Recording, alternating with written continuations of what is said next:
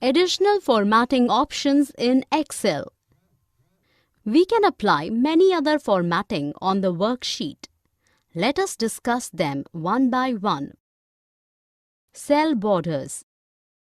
We can add borders around the cell to make it more readable and give a clean look to the worksheet. This is helpful when a spreadsheet needs to be printed because by default, cell grid lines do not appear when we print a document. Steps to add borders around the cells. Select the cell on which you want to apply borders. Then click on the Borders button. Choose a border style that you want to apply.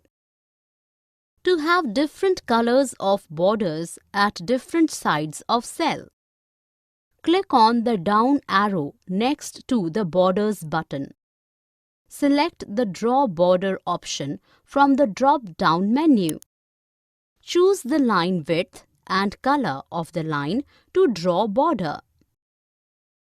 For more such videos on all subjects, practice questions and a lot more, download iPrep and learn unlimited.